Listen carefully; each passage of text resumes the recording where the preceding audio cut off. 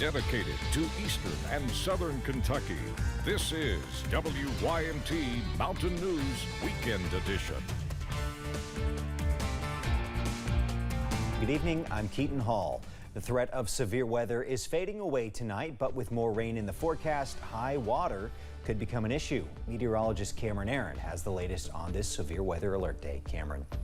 Yeah, that's right, Keaton. The storms are on the way out, but we still have more rain to go through tonight and into your Monday. Here is a live look over at the London Corbin Airport. All is quiet right now, but that doesn't mean we don't have more rain on the way, because we do as we get into tonight. Temperatures upper 60s, lower 70s, 71 for London, 73 in Somerset, 69 over in Jackson.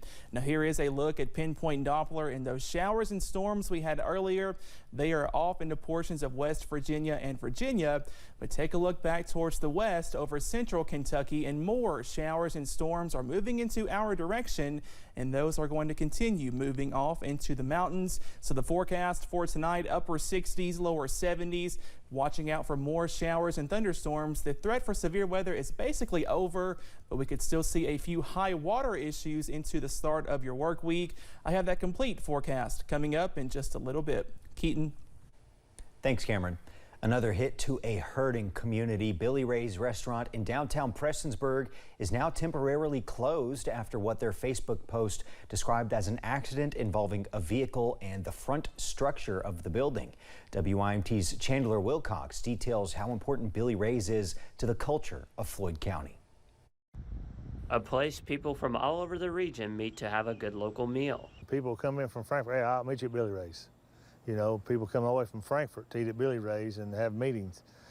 Billy Ray's restaurant has been open for more than 50 years, now standing as a part of the Prestonsburg culture and known as the home of the original pull room hamburger. The burgers are infamous. If not famous, they're infamous at least. It's a routine stop for churchgoers on a Sunday afternoon, adding happiness before the weekend ends as people join together for lunch. After church, this place would be packed. The car parking lot would be full. There'd be people standing out here waiting for a table. Billy Ray's brings the famous Southern hospitality that people love and will miss for the time that it is closed. They're friendly. They got friendly service, and they do a good job. After the police shooting in Allen that left 3 officers and a canine officer dead, this accident adds salt to a painful wound. The hits just keep on coming. There is no timetable for when Billy Ray's will open again. From Prestonsburg, Chandler Wilcox, WYMT Mountain News. Mayor Stapleton also said this could hurt the new ice cream shop, The Scoop, that opened downtown, as people could finish eating at Billy Ray's, then walk down the street for dessert. Well, nobody was hurt when a fire broke out after lightning hit a McDonald's in Mount Sterling. It happened this afternoon. The Montgomery County Emergency Management Director says lightning hit the canopy on the front of the store, which sparked a fire. Fire crews were able to contain the damage. The owners posted on Facebook the restaurant will be back open with its regular hours on Monday morning. Around 8 Sunday morning, the London Laurel Rescue Squad responded to a report of an injury in Laurel County. Police say the patient was suffering from a gunshot wound. Local officials shut down the road to make a landing zone for a helicopter transport. East Bernstadt Fire and Laurel County Sheriff's Office were also responding. No word on the patient's condition is available right now. A Main Street business in Nicholasville was heavily damaged by a fire around 5:30 this morning. Fire officials say C&C Bakery caught fire for the second time in the past year. The fire took multiple hours to put out and caused a partial collapse of the roof. Fire Marshal David Johns says one firefighter was injured while working to put out the flames, but it was minor and they were able to return to their shift. John says C&C Bakery provides for other businesses in town, and it's expected to be months before they recover. The cause of the fire is under investigation.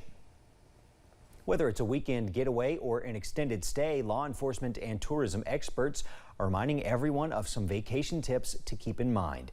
Gilbert Achardo with the Laurel County Sheriff's Office says one way to prevent your house from getting broken into while you're on vacation is by making it seem like someone is always home. Investing in timers for indoor lighting is one way you can achieve this. Get a really inexpensive set of timers for your lights. one or two in the house and have them come on and go off at certain times. Make sure that if you have some neighbors that live nearby that you trust, that you tell them that there's going to be some lights come on and go back off at certain times, and that way they won't call the police and nothing be going on. Pichardo adds that the Laurel County Sheriff's Office offers a program called Away from Home Patrols, where if you tell them you'll be going on vacation, they can patrol the area around your home while you're away. If you plan to go on vacation, you can contact your local sheriff's office or police department to see if they offer anything similar. You've heard about all the flight delays and cancellations this summer, but some airports seem to be worse than others. A FlightAware analysis shows New York area airports leading the nation for flight cancellations, with Newark LaGuardia topping the list. Nearly 8% of Newark flights were canceled. Chicago, Midway, Orlando International, and JFK International had the most delays this summer. Airlines blame the problems on the government for not having enough air traffic controllers. The Federal Aviation Administration puts blame on airline staffing issues as well, but also bad weather and heavy air traffic. Kentucky County Republican Party is facing criticism for its response to the confirmation of President Biden's nominee to lead the ATF. The Courier-Journal first reported Friday on the Facebook post from the Bracken County Republican Party.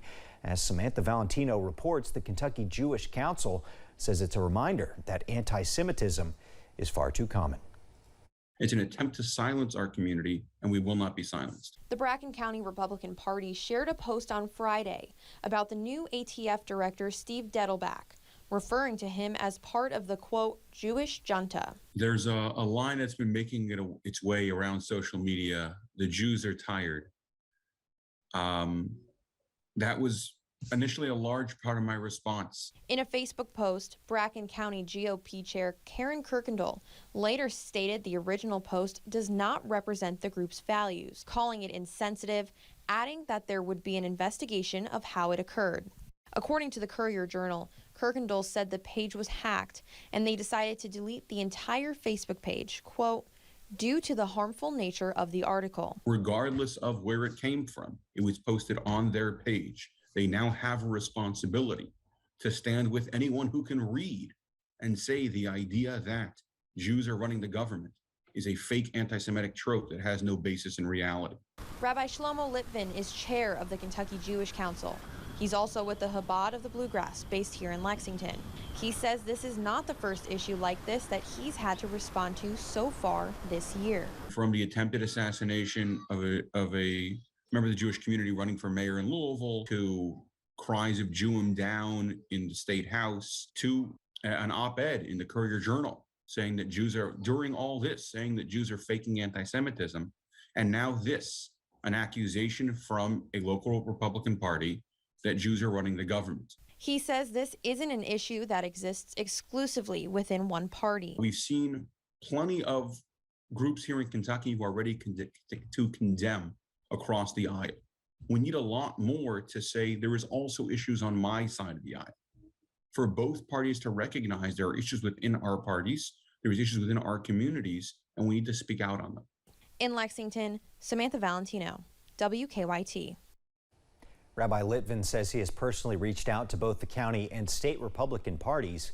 He says he's looking forward to meeting with several members in the coming days to discuss this, quote, dangerous trope.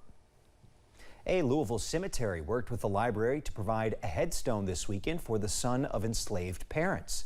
In 1905, Reverend Thomas Fountain Blue was hired to run Louisville's Western Brand Library.